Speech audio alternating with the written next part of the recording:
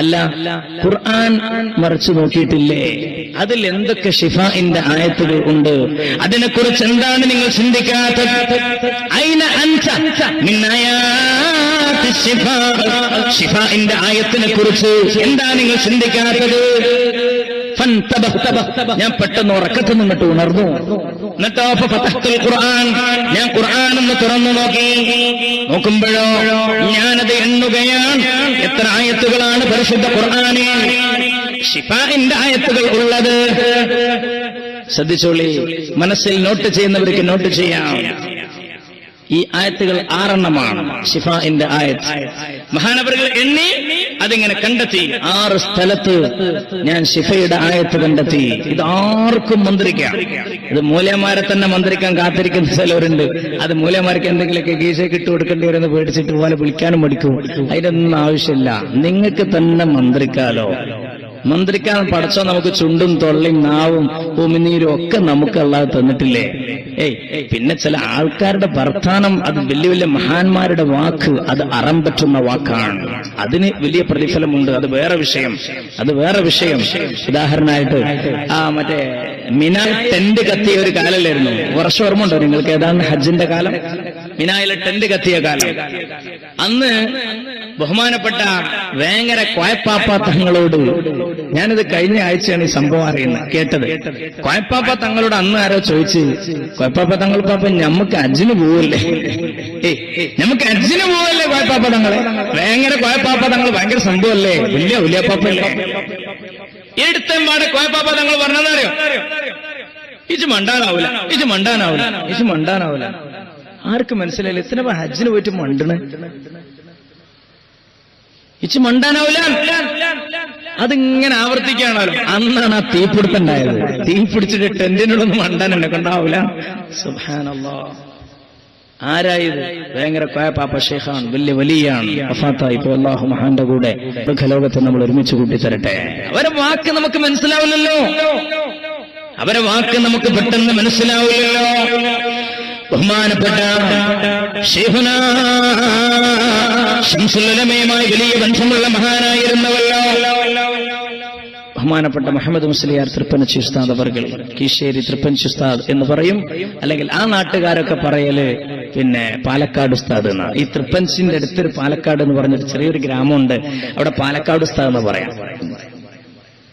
ശൈഖുനാ ശംസുൽ ഉലമ ഖദ്ദസല്ലാഹ് അന്ന് കല്ലായി സാഹിബിനോട് പറഞ്ഞു ശംസുൽ ഉലമയുടെ വഫാത്തിനെ കുറിച്ച്. ഞാൻ അന്ന് ഇവിടെ മട്ടന്നൂർ പിന്നെ ഞങ്ങൾ ഒരുമിച്ച് ഇങ്ങനെ പോവാണ്. അപ്പം ബഹുമാനപ്പെട്ട ശംസുൽ ഉലമ വഫാത്തായ അന്ന് കല്ലായി സാഹിബ് പറയാം, അന്ന് രാവിലെ എന്തോ ഒരു സംതിങ് അല്ലെ, എന്നോട് നിങ്ങൾ പറഞ്ഞു എന്തോ ഒരു സംഭവിച്ച മാതിരിയുള്ള ഒരു ഫീലിംഗ്.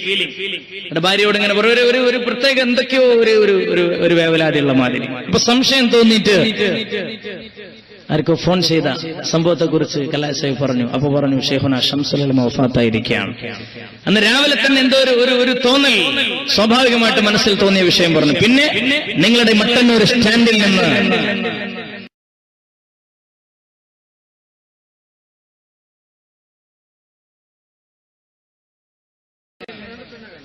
ശൈഖുനാനെ തന്നെ സ്വപ്നത്തിൽ ശൈഖുനാന്റെ വീട്ടിലേക്ക് നേരിട്ട് വിളിച്ചു.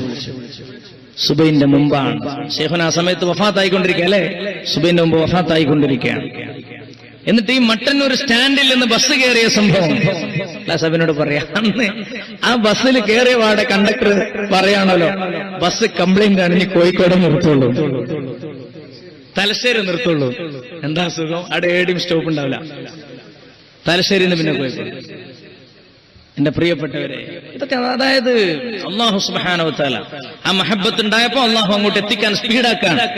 അന്ന് വലിയ വലിയ നേതാക്കന്മാർ പോലും അങ്ങോട്ട് എത്തിയിട്ടില്ല. ജനങ്ങൾ പറയാണ് എത്ര പ്രധാനമന്ത്രിയാണോ മരിച്ചത്. ശൈഖുനാ ശംസുൽ ഉലമ ഖദ്ദസല്ലാഹു സിർറഹുൽ അസീസ് വലിയ മഹാനാണ്. ആ മഹാന്റെ അടുക്കൽ ഒരിക്കൽ പിന്നെ ശൈഖുനാ ശംസുൽ ഉലമയുടെ ഒരടുത്ത ശിഷ്യൻ വന്ന്, വണ്ടി മാറ്റി കൊടുക്കണം, ഒരറിയിപ്പ്, KL 58D 679 നമ്പറിലുള്ള വാഗൻ ആർ കാർ അവിടെ പരിസരത്ത് ബ്ലോക്ക് സൃഷ്ടിക്കുന്നുണ്ട്. ആ കാർ എത്രയും പെട്ടെന്ന് മാറ്റി കൊടുക്കണം ഡ്രൈവർ.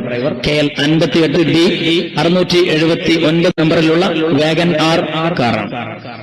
അപ്പം ബഹുമാനപ്പെട്ട ശൈഖുന ശംസുൽ ഉലമ ഖദ്ദസല്ലാഹു സിറഹുൽ അസീസ് ഉസ്താദിന്റെ അടുക്കലേക്ക് വരികയാണ്. സാധാരണഗതിയിൽ കാണാൻ വേണ്ടി വന്നതാണ്. ഉസ്താദിനോട് പറഞ്ഞു, ഉസ്താദേ, എനിക്കൊരു മുറബ്ബിയായ ശൈഖിനെ കാണിച്ചു തരണം, ശൈഖിനെ കാണിച്ചു തരണം.